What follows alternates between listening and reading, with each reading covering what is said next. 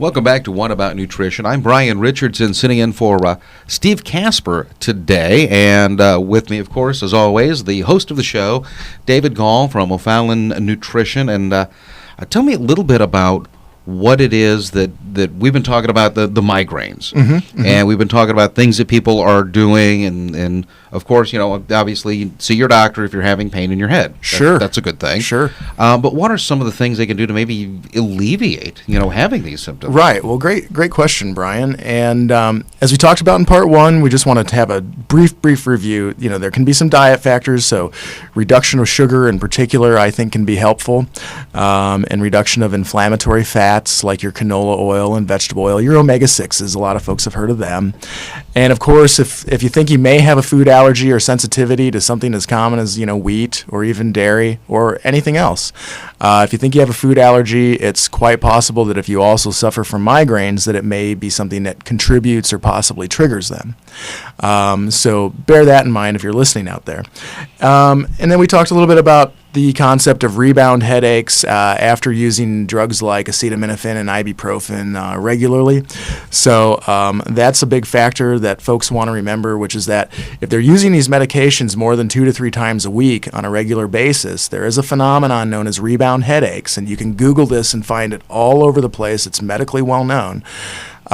Where when you discontinue these medications, you may get headaches for up to a few weeks just from not using the medication.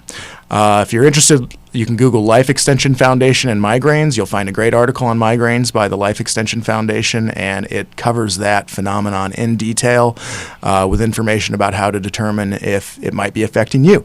And so to answer your question after all that blah, blah, blah, let's talk about some natural substances that might be supportive of preventing migraines.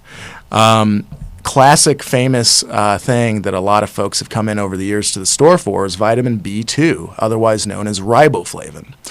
And riboflavin is involved in energy production within brain cells known as neurons.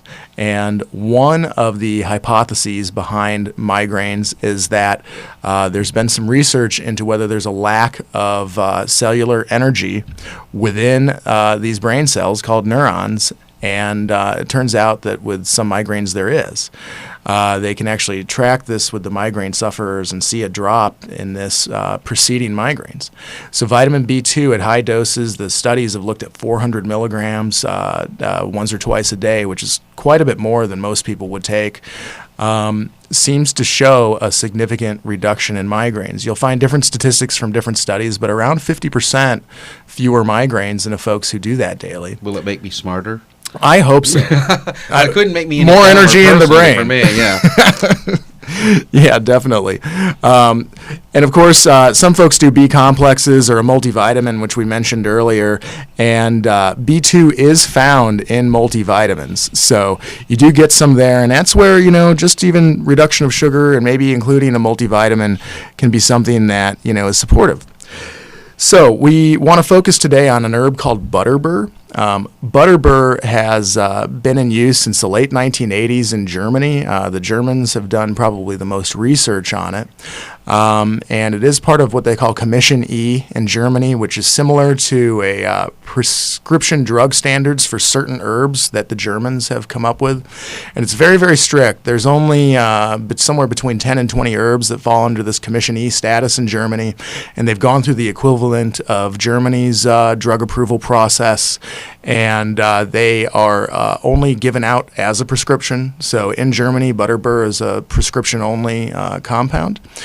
And it's based on these studies that have shown significant reduction in frequency of migraine. So what we're talking about here is folks that get frequent migraines. We're talking about a few migraines a month, for example. And so what the studies will do is they'll look at daily dosing of an herb such as butterbur and whether or not it reduces the frequency of the migraines that they get. And the conclusions in the studies is that it definitely does reduce the frequency. Reductions between approximately 50 and 70%, depending on the dose of butterbur and the study. And I want to point out that some of these studies are on children. There's a study that I ran across that looked at approximately 110 children divided between adolescents and then kids under 12. And migraines have a slightly different nature in some of these children. Some of them create more of the symptoms of nausea and vertigo with less of the headache symptom, and it can still be classified as a migraine. So that's something to be aware of. And long story short, big reduction in migraine frequency in children with Butterbur. And the main point I'm trying to make here is that it's safe. So that was the other, factor involved, is that it didn't harm the children, and it also reduced their migraines. Well, how does it do this? Oh, good question. I have an itchy nose, and Brian keeps seeing me kind of sneak over and itch my nose all of a sudden. The way it does it is a couple of factors. One is that Butterbur seems to reduce vasoconstriction in the blood vessels in the brain. So one of the areas involved with migraine is that, or one of the hypotheses is that the blood vessels constrict, and this reduces blood flow, and sometimes they can even spasm. And in some cases, it can increase blood pressure within the blood vessels in the brain as well. Butterbur seems to inhibit this vasoconstriction, so it helps to prevent the blood vessels from constricting or almost squeezing off so much. Right. And it also is antispasmodic, so it can prevent spasming within them. And then finally, it also reduces expression of COX-2 and 5-LOX, which are inflammatory enzymes in the body. So it's a natural anti-inflammatory with the even bigger bonus for migraine sufferers of reducing this vasoconstriction. And then finally, it has an allergy component, which we talked about in our last week's show on allergies, which is that Butterbur inhibits compounds called leukotrienes, which are released by the immune system when it encounters foreign objects such as pollen or certain food allergens. And so you have this multiple pathways that Butterbur works through that is really unique. And we talked about how food allergies in some cases can trigger migraines by increasing things like leukotrienes, right. Inflammation, and then the whole blood vessel constriction thing. So Butterbur is really uniquely suited to address those sorts of issues, which may support reduction of migraines. And the studies bear this out. Basically, usually a 50% or more reduction when Butterbur is used for 3 to 4 months at a time. And it actually relaxes the smooth muscle lining, the cerebral blood vessels, reduces the inflammation. They usually use 50 to 75 milligrams twice a day. And what you'll find is there's products out there that are either Butterbur all by itself, or Butterbur combined with things like vitamin B2, or another famous herb that we won't talk about as much today, but feverfew is the other classic migraine herb. Feverfew has not performed quite as well as Butterbur in studies. It's had more mixed results. So there's some studies on migraine sufferers that get significant reductions in frequency of migraine with feverfew, and others that don't. But feverfew is still worth a look as well. Particularly if it's taken with Butterbur, like some products put them together, or in some cases, let's say Butterbur doesn't work, it's another option to know about. And then finally, we've talked a lot about in previous shows, Brian, we've talked about magnesium a lot. And magnesium can act like a natural muscle relaxer. And one of the angles of migraines that I haven't brought up yet is that it's also thought in some situations that we have things called calcium channels. People have heard of drugs that are like calcium channel blockers. Increased levels of intracellular calcium are one of the possible ways that folks can have migraines. And what happens is that they can cause blood vessel constriction or muscle contraction, so calcium in the body contracts muscles. So it's a triggering effect in it. Right, okay. Right. And that's the other interesting thing that I forgot to mention that I have written down here, is that Butterbur also decreases intracellular calcium, which offsets the calcium-induced vasoconstriction. So I'm almost explaining what I discussed earlier, which is that the Butterbur reduces vasoconstriction, and it does that by offsetting intracellular calcium levels. Well, this brings us back to magnesium. Magnesium and calcium are typically on a teeter-totter with each other in the body. Calcium encourages muscle contraction.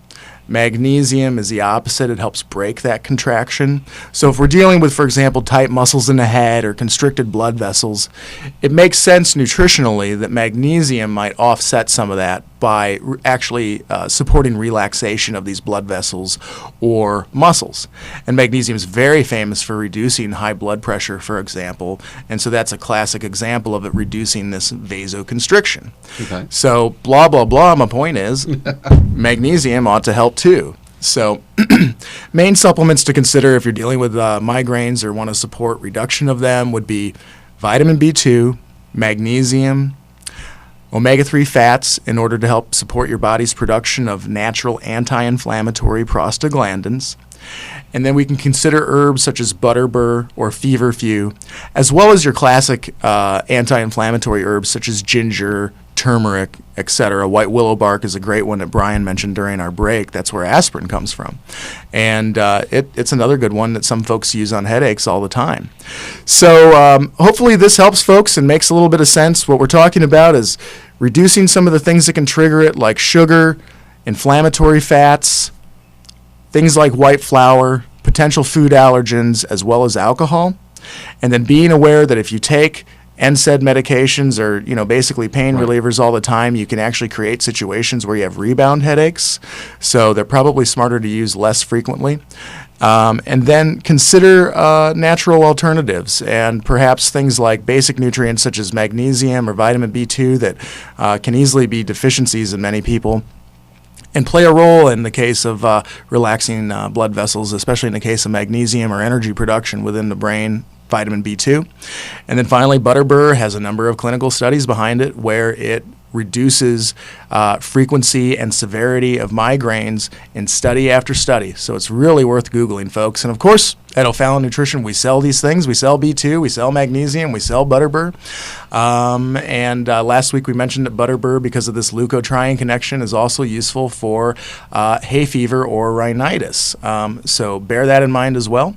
And with that, Brian, it was really fun working with you today. It was a blast. We're going to have to kick Steve out more often. That's right. If you'd like to find out more, obviously, you can call David up. What's the phone number there, David? Oh, great question. 636-240-5283. And it's O'Fallon Nutrition or O'FallonNutrition.com if you're on the web. Okay, and they can stop by your new location at Highway K and Mexico Road, That's there right. by the Walmart in O'Fallon. That's right. This is What About Nutrition, along with David Gall. I'm Brian Richardson. Thanks for listening. See you next week.